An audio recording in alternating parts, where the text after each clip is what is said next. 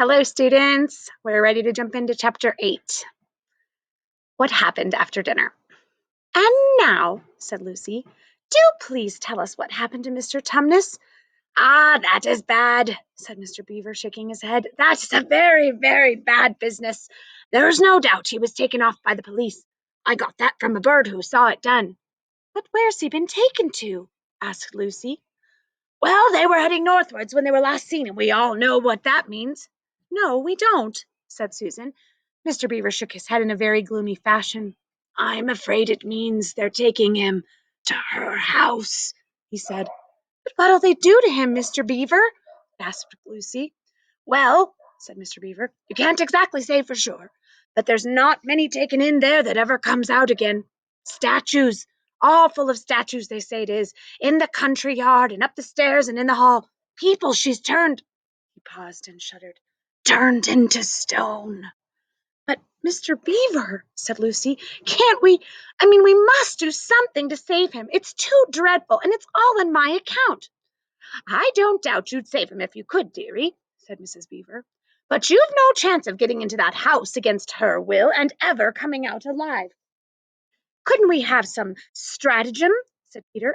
Couldn't we dress up as something or pretend to be, peddlers or anything? Or watch till she's gone out, or, hang it, there must be some way. This fawn saved my sister at his own risk, Mr. Beaver. We can't just leave him have that done to him. It's no good, son of Adam, said Mr. Beaver. No good your trying, of all people. But now that Aslan is on the move. Oh, yes, tell us about Aslan, said several voices at once, for once again that strange feeling, like the first signs of spring, like the good news, had come over them. Who is Aslan? asked Susan. Aslan, said Mr. Beaver, why, don't you know? He's the king. He's the lord of the whole wood. But not here often, you understand. Never in my time or my father's time. Word has reached us that he has come back. He is in Narnia at this moment. He'll settle the White Queen all right. It is he, not you, that will save Mr. Tumnus. She won't turn him into stone too, said Edmund. Oh, Lord love you, son of Adam. What a simple thing to say, answered Mr. Beaver with a great laugh. Turn him to stone? If she can stand on her 2 feet and look at him in the face, it'll be the most she can do, and more than I expect of her. No, no. He'll put all to rights, as it says in the old rhyme, as in these parts. Wrong will be right when Aslan comes in sight. At the sound of his roar, sorrows will be no more. When he bares his teeth, winter meets its death, and when he shakes his mane, we shall have spring again. You will understand when you see him. But shall we see him? asked Susan.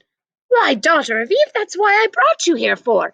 I'm to lead you where you shall meet him, said Mr. Beaver. Is he a man? asked Lucy. Aslan a man? said Mr. Beaver sternly. Certainly not. I tell you he is the king of the wood and the son of the great emperor beyond the sea. Don't you know who is the king of beasts? Aslan is a lion, the great lion. Oh, said Susan.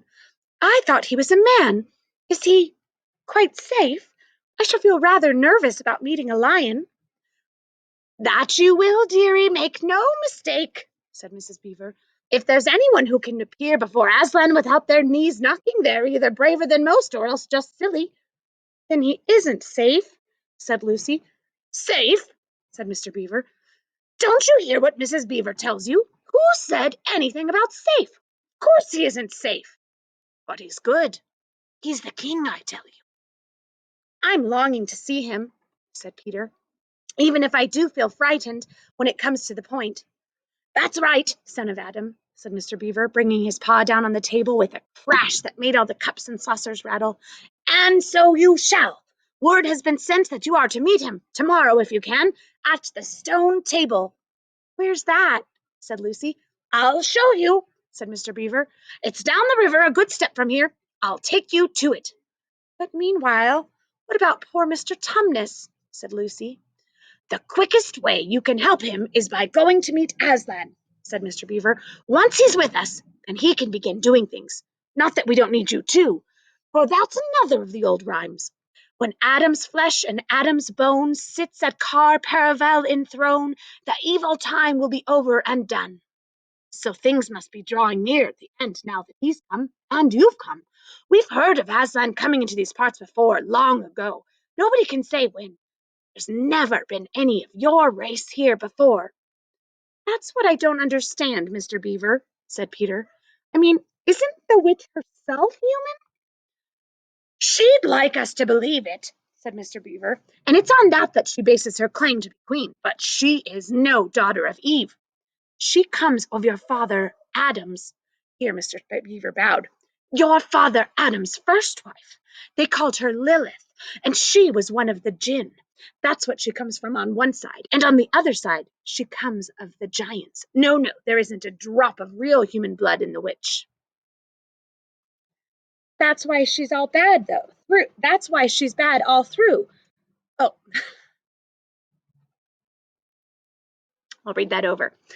That's why she's bad